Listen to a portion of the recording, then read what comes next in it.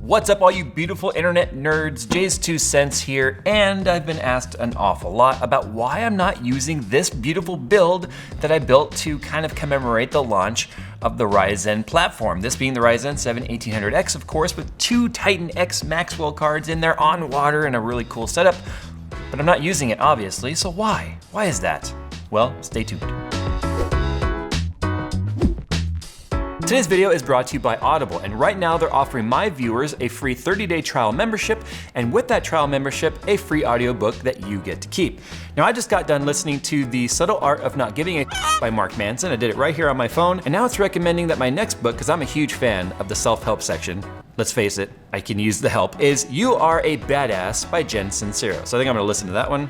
Obviously, they know me. But right now, if you head on over to audible.com/JayzTwoCents, that's JayzTwoCents, you can get your free trial started, and with it, your free audiobook. Better yet, why don't you just click the link down in the description.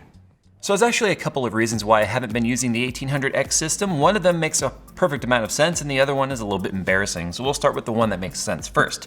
First of all, when I built this, it was literally prior to launch. I got this prior to launch, and I put it together and I got to play around with it, and it had a lot of idiosyncrasies, if that's the right word. Idiosyncrasy?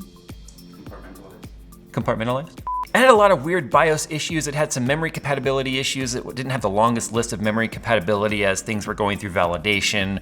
As those things become validated, you need to have microcode for the CPU be updated, BIOS for the motherboards be updated. It was a hell of a process, and the problem is when I moved into the studio here and I'm making videos for you guys, I can't be down with problems like that. Now, obviously, we're several months into the future, and it makes something like this worth considering once again, especially for content creators, because of the cost to value, obviously, with Ryzen. That has not changed in any of the videos I've talked about. That has stayed a constant, and especially with the X299 launch, which just happened, there is still very, very competitive value on AMD's side of things. And I want to see how much things have truly matured when it comes to the Ryzen platform. Now, there's actually some new motherboards coming out too. So when I think when I make that change and I build a full-time usage 1800X system in here, I'm gonna try out a different motherboard to see what there is. I mean, there's some new stuff coming out from Asus ROG. There's obviously new stuff from Aorus and Gigabyte, MSI, and all of them. Now, you might be asking yourself, Jay, if memory compatibility has improved,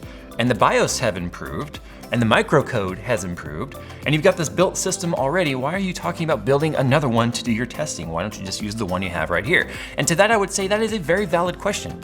And to which I would also reply that this case right here is an accumulation of me being an idiot and doing very poor due diligence and research in building the system prior to actually using it.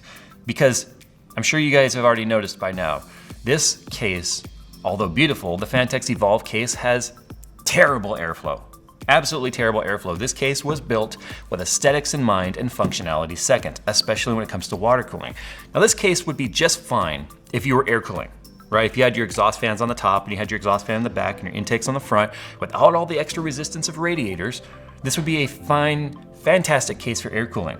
The problem is when you add a 45 millimeter thick, high FPI, 240 rad in the front, with fan filter on the front, with a solid panel. Nick, come take this front panel off real quick. I want you guys to see this. And on the underside, you've got the fan filter. Now, as you guys can see, I've already cut the fan filter. Once you pull the fan filter off too, it comes off from the top and is magnetic. Just pull. There you go. Wow. As you guys can see, I've already cut out the fan filters because I was trying to improve the airflow as best I could.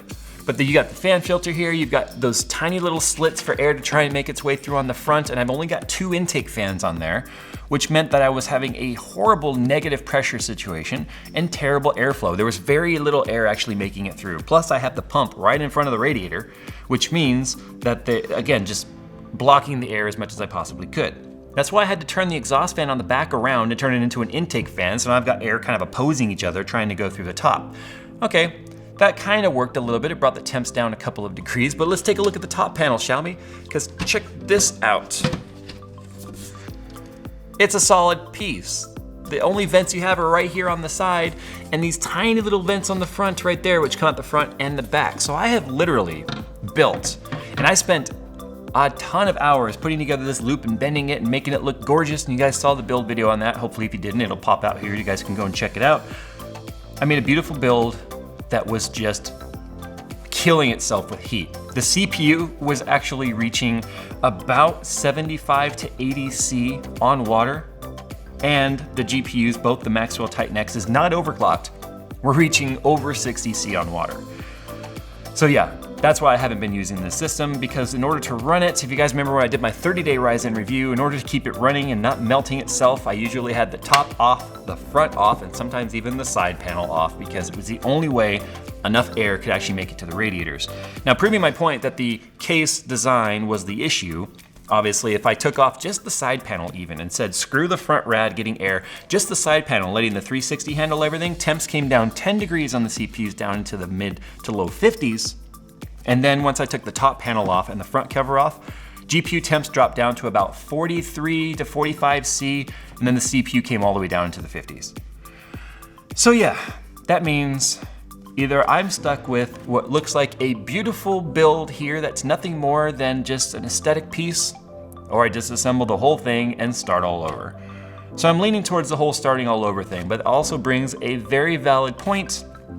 Guys, research your cases, because Hardware Canucks also did a fantastic review of this case, where they also talked about the flaws. I didn't watch that video prior to getting this case and putting it all together, and I kind of wish that I had now, because I could have saved myself a lot of headache. Anyway, that's it. The internet likes to come up with a bunch of rumors as to why people say a certain thing and then use another piece of hardware. People were basically like, oh, obviously Intel's in Jay's pocket because that's why he switched back to X99. No, it came down to the temperature issues and then the stability of the BIOS and memory and stuff. And when I have to build my entire business based off the stability of my systems when it comes to rendering these videos and creating them for you, stability trumps all, including X299. I won't be switching to X299 for my main PC anytime soon. Anyway guys, time to go. X299 stuff is coming up on the channel. I've got a 7900X I'll be doing a review on, as well as a 7740X. And as always, thanks for your continued support. Consider subscribing maybe if you're not already. And as always, I'll see you in the next one.